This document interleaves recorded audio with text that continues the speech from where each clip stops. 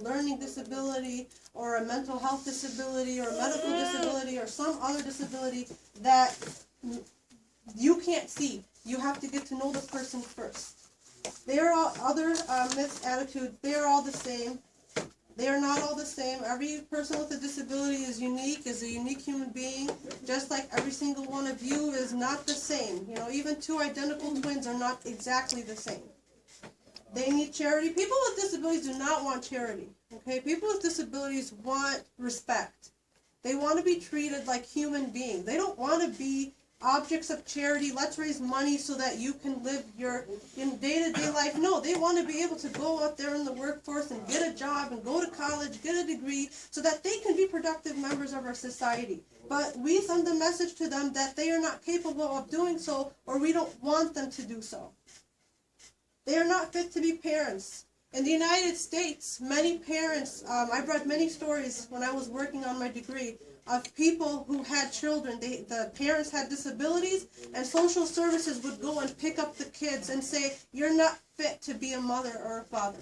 We don't want your child with you. We're going to take this child away and put him in foster care. And this also happens in our world, in our community. We tell parents, you're not fit. If you have a disability, we don't want you to get married. We don't want our son to marry you because you're not human enough. You're not good enough. We present them as violent and dangerous. Every time they present a shooting on TV, they associate it with mental illness. And let me tell you, most people with mental illness mental health disabilities are not violent, and they are not dangerous. Less than 1% are considered violent and dangerous, as studies and cases have shown. Yet we're constantly portraying people with disabilities, people with autism, as violent, as dangerous, as not safe to be around. When the reality is, they are not that way. They are very, very loving and caring human beings. They can be educated. In my years in school, I can't tell you how many times I had teachers tell me that I was too stupid to learn. People who told me that I would never make it past middle school. And I fought my way to make it to high school, and alhamdulillah, I graduated with a 4-year degree. And I faced a lot of challenges to get my degree. It was a really hard road. I'm glad that I had supportive teachers, but the ones who told me that I couldn't be educated, I was too stupid to learn, or my peers who told me the same thing, you know, I tell them in their face, look at me, I made it. You told me I would never make it. What's your response now? And they can't say anything to me. And so don't ever tell someone that they're too stupid to learn or that they can't be educated, because everyone learns in their own unique way. Not everyone will learn the same way. Some people might have a learning disability that might impact their ability to learn. Some people might have autism or ADHD or some other disability that might make it harder for them to be in a classroom environment. But if you give them the right tools and the right environment, these children, these adults will learn, and they will succeed very well. Another attitude, quickly, that they should be hidden at home. And I have a brother, his name is Nadir, he's 9 years old, he has autism. And I've had many people in our community that I know tell me that when he has his meltdowns, because he can get really mad at times, that he shouldn't be allowed in the community, that we should just leave him at home. What's the message are we sending to children and people with disabilities and their families when we tell them, stay at home?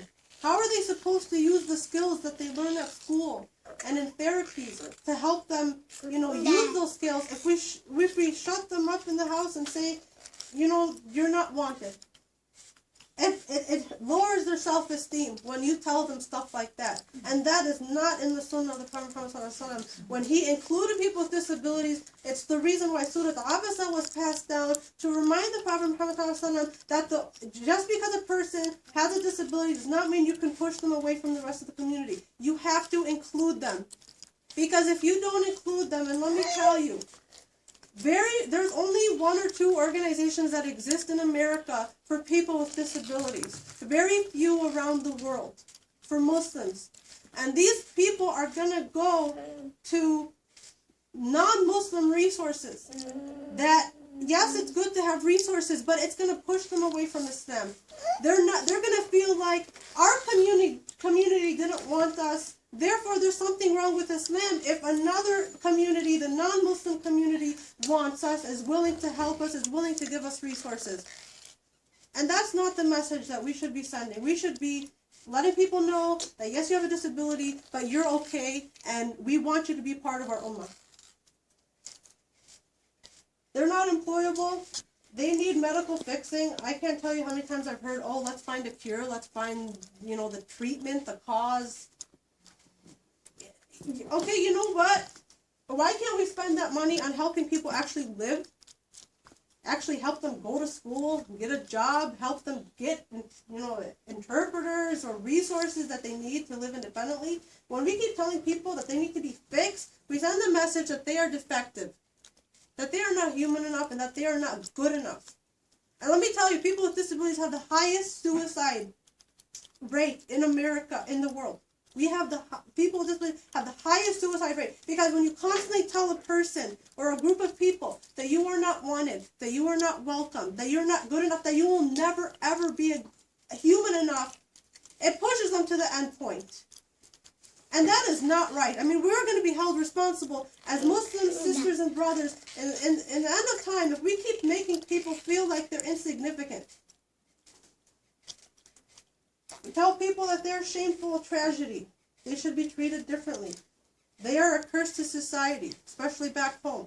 Something they tell you all the time. Oh, you're possessed. You're not a good enough Muslim. You're a curse. Society would be better without them. Bad parenting is to blame, especially if you have a child with autism. They always tell you, you're a horrible mother. You're not spending enough time with your child. You don't care for your child enough. Women with disabilities aren't fit for marriage. I've heard that many times from people in our community. That if you have a disability, we don't want you. And a lot of parents don't want to acknowledge that their child has or might have a disability, so that their child doesn't get the help that they need. And also, these negative messages send a very negative message to parents, especially the mother. It prevents the mother and the father to bond with their child. Because if you see that your child is not good enough according to society standards, how are you going to love your child? It's a lot of jihad for a mother to love her child no matter what. I'm sorry, sister. I don't know if we're allowed to interrupt and speak. Well, there's going to be a segment, a Q&A at the end. Okay, it wasn't going to be I was just going to add a little point to this. Mashallah, what you're saying is very beautiful. I really wish there was more Somali people here, because in our culture, they use, if the child does something wrong, they say, oh, there's such a handicap, or, they use it like as this demeaning, and the child is not even handicapped or doesn't even have any type of disability.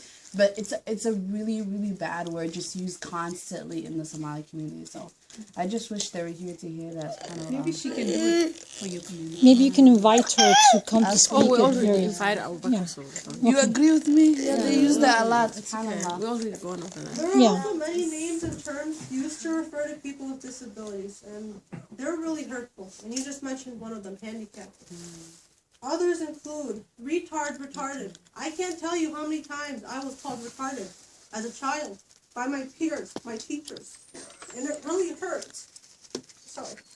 And when I look back, the one thing that I wish that people would have known was that if you got to know me as a human being, instead of labeling me as a word, then maybe you would have got to see me as a human being. People with disabilities are not retarded. They're not handicapped, they're not crazy, they're not wacko, they're not psychotic, they're not psycho, they're not crippled, they're not stupid, they're not whatever other word is on here. You should not be using these words to describe people with disabilities. We're Muslims. Do we like when the media constantly portrays us as terrorists? I mean, do we like that? We don't. We don't like when they portray us as terrorists or as evil, bloodthirsty human beings. We don't like that. So why is it okay then for us to go and to treat another group of people within our own community and even outside of our community and call them some of the most evil names that you could ever think of? Lunatic, mongoloid. Mongoloid is used to describe people with Down syndrome or Prader-Willi syndrome. Prader-Willi syndrome is they have the same eye shape as people with Down syndrome, but it's actually a disability where people never feel full. They are hungry 24/7 from the day that they're born. They can never have enough food. And mental, physically challenged, when we should be calling them respectful words. You know, these are, this is a hadith, or this is something that Sheikh Yasir Ghazi, I found this on Google Images. The tongue pierces faster, deeper, and sharper than any sword can. Think carefully before using such a weapon. And this one says, people say sticks and bones may break your bones, but names can never hurt you. But that's not true. Words can hurt. They hurt me. Things were said to me that I still haven't forgotten. There was a story I read online of a teacher who, she told her students, take a piece of paper and keep holding that piece of paper until the paper was just filled with lines. And she told them, no, try to undo those lines. And the students said, we can't. And she said, that's what happens when you call someone names, when you bully them, when you hurt their feelings. You can never erase it. It's always stuck in the brain. It's always stuck in the soul. The person will try to heal, like I am working on healing, like I see someone once a week to help me heal, but it takes time. And we need to think about that, because words can really, really last a lifelong, even longer. You hit a person, that bruise will heal.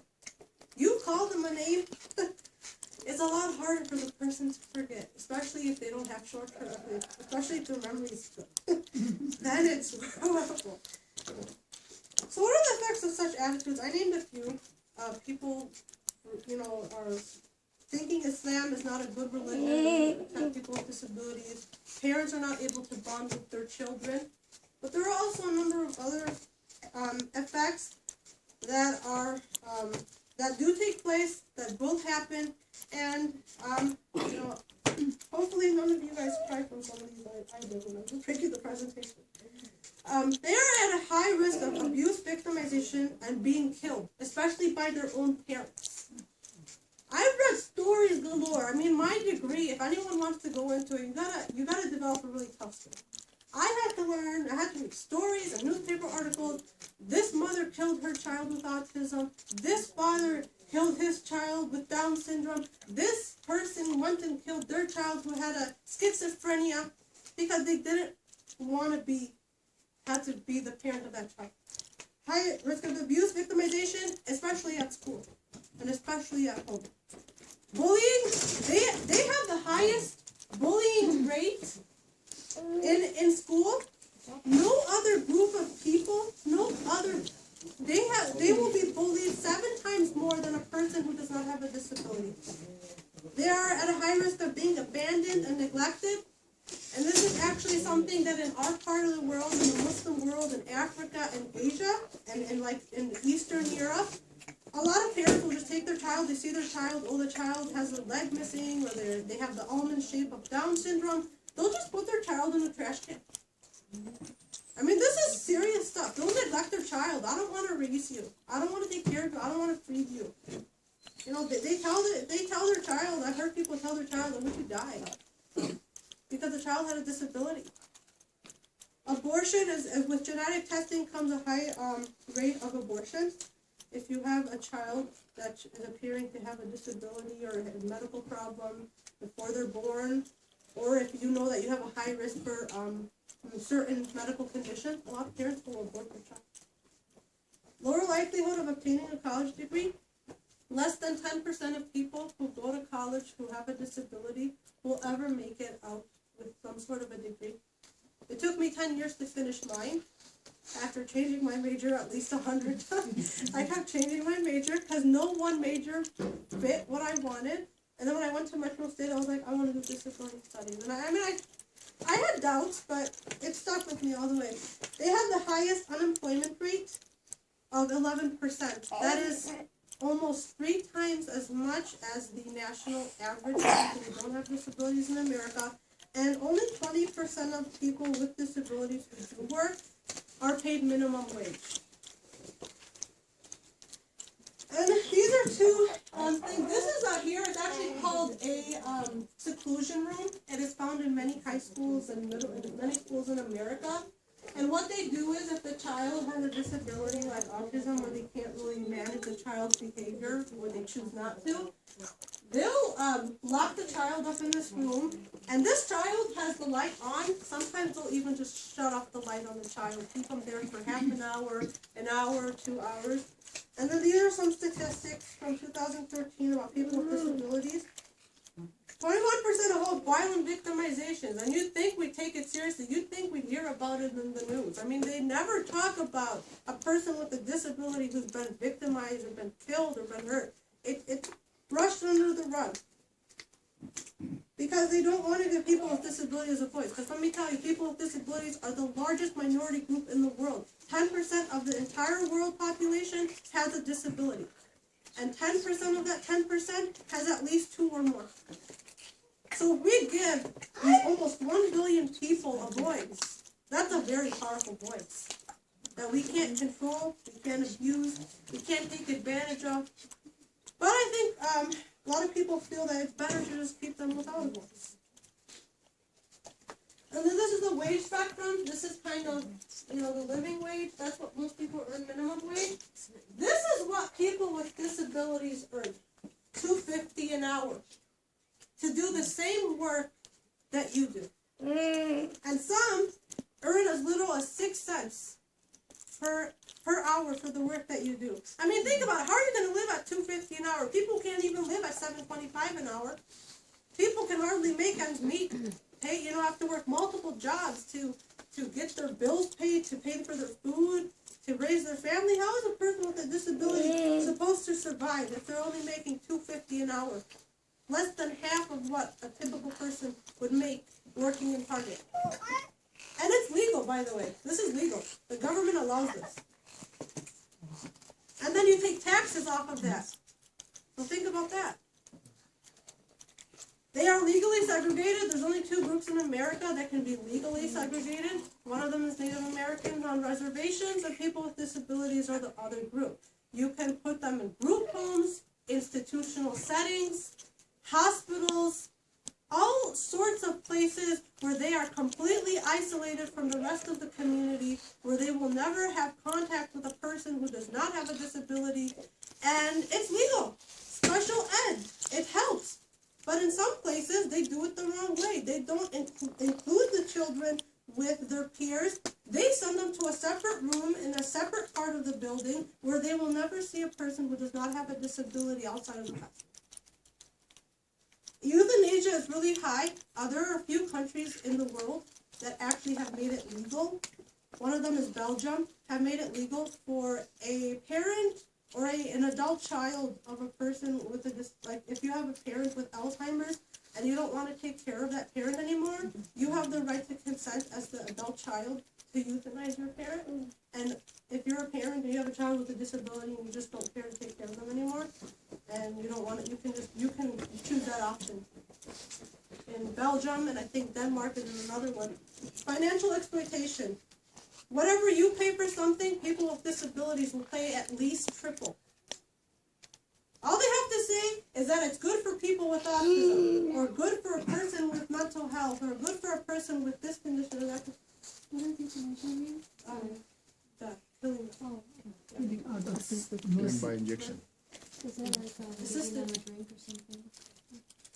Or needle, like at the hospital. Whatever. I mean, it doesn't matter what the method is. They have the opportunity. Whatever a person with a disability wants to buy, like for example, a typical blanket from the store would cost what, $5-10? If you just get it from like Target, one of those throw blankets, $15. You put the word "it works for a child with autism," it triples the price. Financial exploitation. I mean, seriously, anything. My little brother, when we brought him stuff when he was first diagnosed, we found stuff that, I mean, seriously, it's not worth more than $5, and they hijacked the price. Busing services. I use Metro Mobility. It's a bus for people with disabilities who cannot use a typical bus. So I can't use a typical bus. It's $3 each way, or if you're in rush hour times, it's $4 each way. When a typical bus ride is $1.75, maybe $2.25. So everything is high. Can you just repeat what you said about the bus fee? It's $3 per way. So like you know how you take a typical bus, you have a transfer. Yeah. You don't get a transfer ticket for Metro Mobility. So I mean it has its benefits, Yeah. but you don't get the transfer, and it's $3 one way. Each way you want to go, it's another $3. And if you go before 9 o'clock in the morning or after between 3 and 6:30, it's $4. So you're comparing Metro Mobility with the regular? I'm just saying that, you know, it is Yeah, they pay- exploitation, in my opinion, when you have to pay extra for a service that another person can get at a cheaper price. Yes, it's convenient and they come to your front door, but it should not have to be $3-4. That is absolutely ridiculous. I mean, we should put more taxpayer money into making it more affordable. Poverty, they have the highest poverty rate. And they also have the highest homelessness rate. And if I'm not mistaken, it's about 15%. Most people with disabilities live below the federal guideline of this poverty. They are excluded from their communities and they have faced a high level of discrimination. And this is just the poverty rate. This is 30%. That's given the new information that Obama put in for his whole medical assistance thing.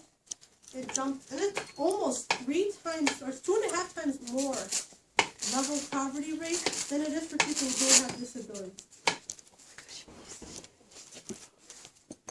So what are people with disabilities doing like? This brother here on the left, he's going to Hajj. This brother on the right is reading the Quran in Braille.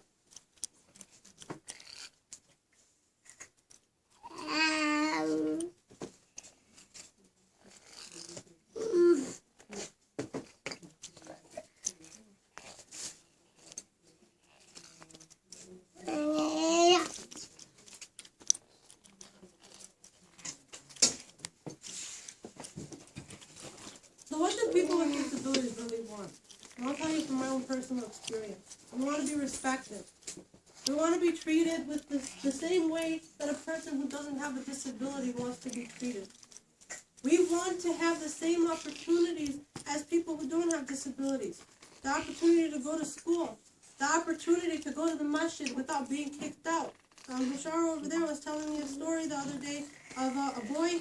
He has autism, and during prayer, after prayer, the boy's father, some people in the masjid told the boy's father, take your son home. No, the thing is like, take home, it wasn't like that. It was like during the Tarawih and people were praying and he was like a little bit older, like teenager, and he was kind of laughing and giggling, you know, because he has no control over it. And then when the salat ended, the brother stood up and he said, hey, whoever bring this young brother to the masjid need to take him out because he's very distraction to the salat. And then when he's done, the person who came with the brother, just kind of embarrassed, he just took the brother out. And he said, this is what he told the people to confront him.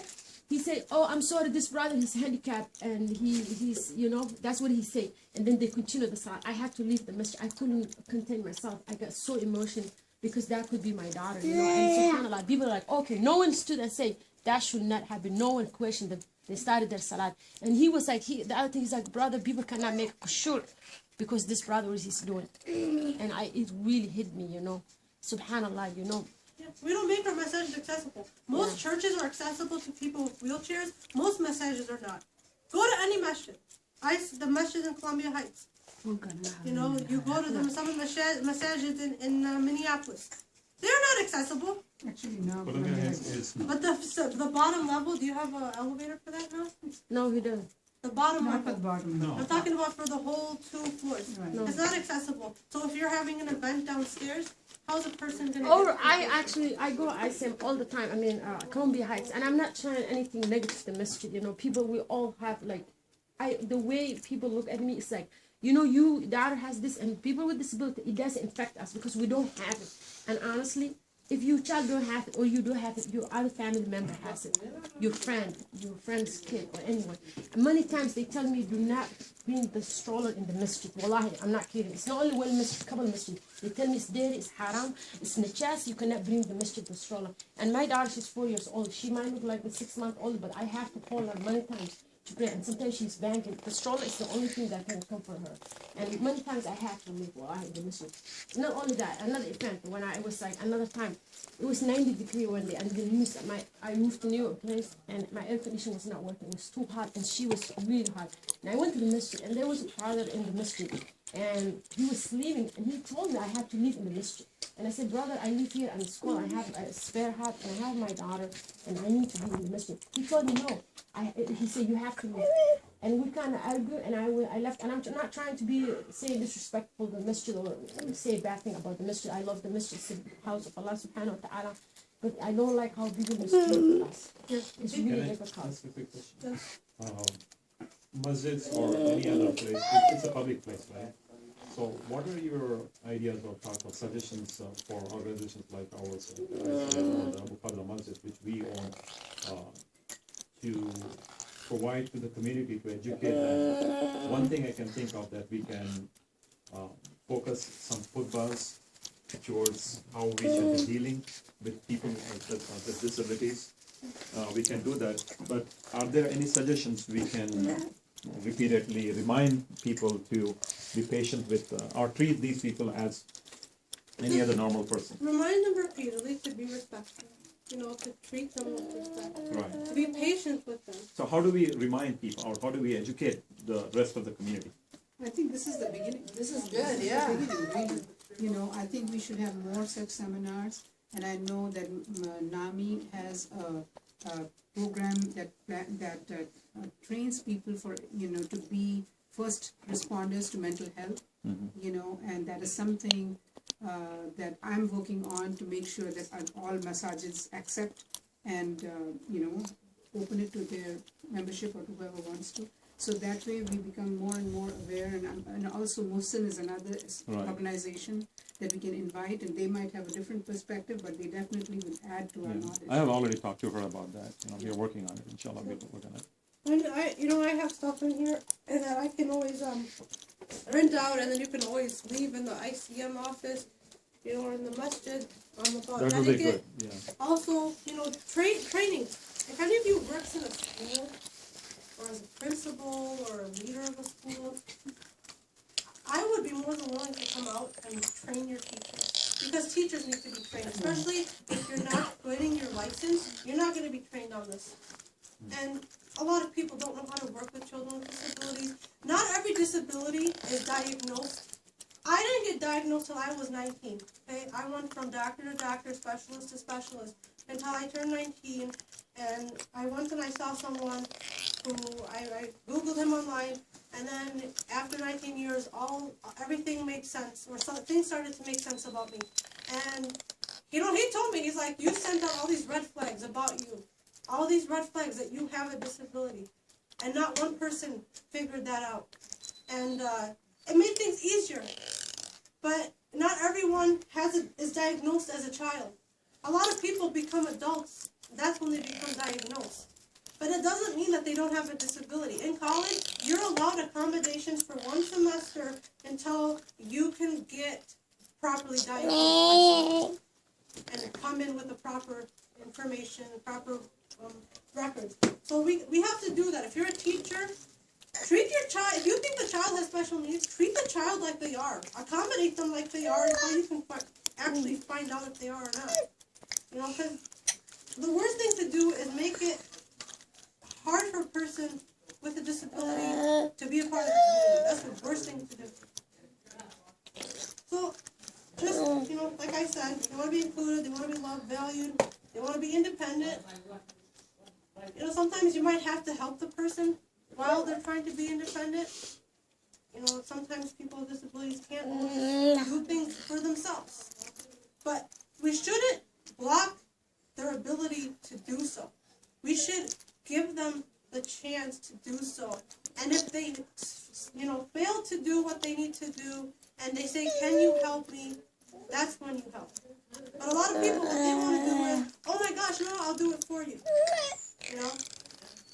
It doesn't help. I mean, my little brother, he tells me do this, I'll be like, go get it yourself. You're not a baby, you're 9 years old, you have 2 legs, go get it yourself for heaven's sake.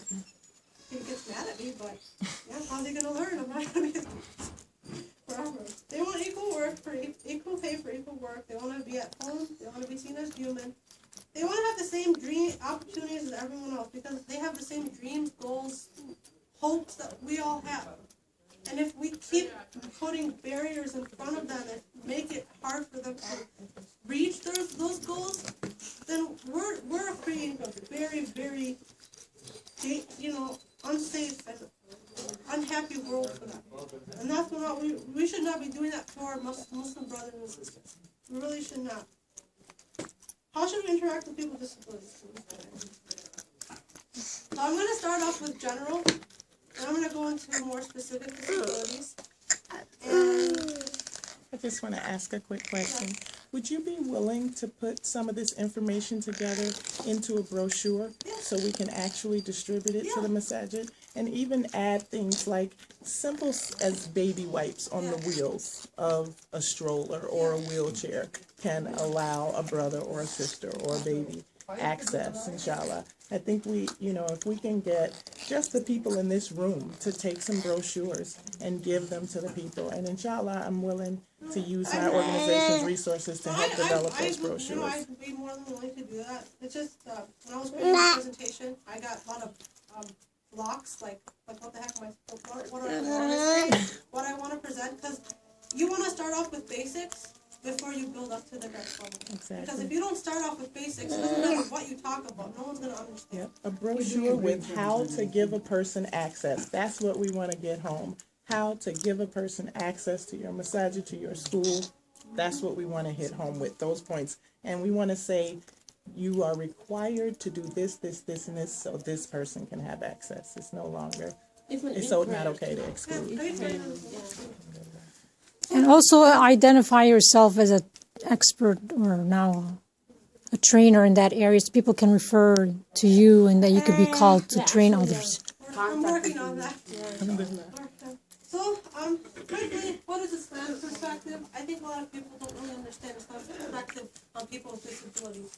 And we don't understand that Islam requires us as Muslims, as human beings, to treat people with disabilities, regardless of whether they're Muslim or not, with respect. Because treating a person with a disability with respect is actually a form of da'wah if you're a Muslim. Because they say, hey, you're a Muslim, you want to talk to me.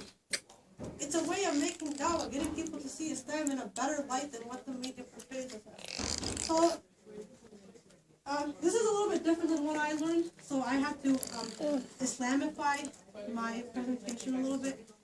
Muslims with disabilities are tested from Allah, and therefore it can be a blessing in disguise. What I learned was you can't say it's a blessing, you can't say it's a test, you can't say any of that.